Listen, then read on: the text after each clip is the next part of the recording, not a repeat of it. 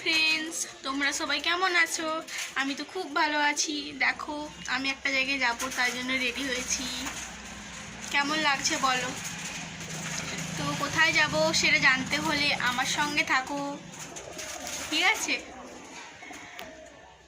এই দেখো ফ্রেন্ডস, আমি বাসে উঠে গেছি। তো সবাই যে যার সিটে বসছে। আমার পাশে আমার দিদা বসে আছে আর ঠাম্মা। তো দেখতে থাকো কোথায় কোথায় যাই। দেখো ফ্রেন্ডস, এখন আমি ডিনার করতে নেমেছিলাম। তো ডিনার করা হয়ে গেছে, এক্ষুনি বাস ছেড়ে দেবে, সবাই বাসে উঠে যাবো এক্ষুনি। এই দেখো ফ্রেন্ডস, অনেকটা জার্নি তো, তাই জন্য আরও একবার আমরা নেমেছি একটু ফ্রেশ হতে।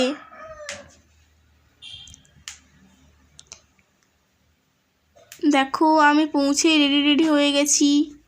এখন তোমরা বুঝতেই পারছো যে কোথায় এসেছি। তো এখন ভিতরে ঢুকবো, দেখতে থাকো। দেখো ফ্রেন্ডস, এইখানে কি আছে বলো তো? দেখো, জুম করে দেখাচ্ছি। দূরে দেখতে পাচ্ছ চিতাবাঘ। দেখো, আর এই পাশেও একটা আছে, ওই যে গাছের ডালে বসে আছে দুই বন্ধু। আর ওই যে ওই পাশে বাঘটা এই পাশে আসছে তার বন্ধুর সঙ্গে দেখা করতে। ওই যে, এরপরে দেখো এটা কি বলো তো? দেখো, দূরে দেখতে পাচ্ছ অনেক বড় একটা রয়্যাল বেঙ্গল টাইগার। অনেকটাই দূরে ছিল, ওই যে দূরে বসে আছে। তারপরে দেখো, এই দেখো ফ্রেন্ডস, এবার দেখো এটা কি দেখতে পাচ্ছ? শুধু লেজটাই দেখা যাচ্ছে, আর কিছু দেখা যাচ্ছে না। কুমিরটা, মুখটা তো দেখা যাচ্ছে না। এই যে এই পাখিটাকে দেখো, যেমন আমি ভিডিও করছি বলে আমার দিকে তাকিয়ে আছে। তারপরে আমি চলে এসেছি এই জিরাফগুলোর কাছে। 3টে জিরাফ ছিল, একটাই সামনে ছিল। খুব ভালো করে দেখতে পেয়েছি, সব কিছুর মধ্যে এইটাই ভালো করে দেখতে পেয়েছি। এরপরে আমি চলে এসেছি জলহস্তির কাছে। জলহস্তিটা দেখো কতটা বড়, দেখো এর সঙ্গে ছিল একটা বেবি জলহস্তি। কি কিউট না, মায়ের সঙ্গে সঙ্গে যাচ্ছিল একদম। দেখো, তারপরে চলে এসেছি এতগুলো পাখির কাছে। এখানে রিলসও করেছি, দেখে নিও তোমরা। দেখো, তারপর আমি চলে এসেছি সাপ দেখতে নানা রকমের। তো দেখো, এইটা হলো ইয়েলো অ্যানাকোন্ডা। কত বড় সাপটা, তাই না? দেখো, তারপরে দেখো ওই গর্তে সাপটা আছে লুকিয়ে, দেখতে পাচ্ছ? ওই যে দূরে কালো রঙের। এরপরে চলে এসেছি এই সাপটা দেখতে, এইটাও অনেক মোটা, দেখতে পাচ্ছ? তারপরে চলে এসেছি এই সাপটার কাছে। এই সাপটা হচ্ছে, দেখো এটা কি নামটা যে ভুলেই গেলাম। এই সাপটা দেখে তো পুরো গাটা শিরশির করে উঠেছিল। এইখানে অনেকক্ষণ খোঁজার পরে দেখতে পেয়েছি সাপগুলোকে। ওই যে দূরে দেখতে পাচ্ছ, দূরে একদম সেই 2টো সাপ আছে, দেখো পরপর একদম দূরে। অনেক খুঁজি, তারপরে দেখতে পেয়েছি 2টোকে।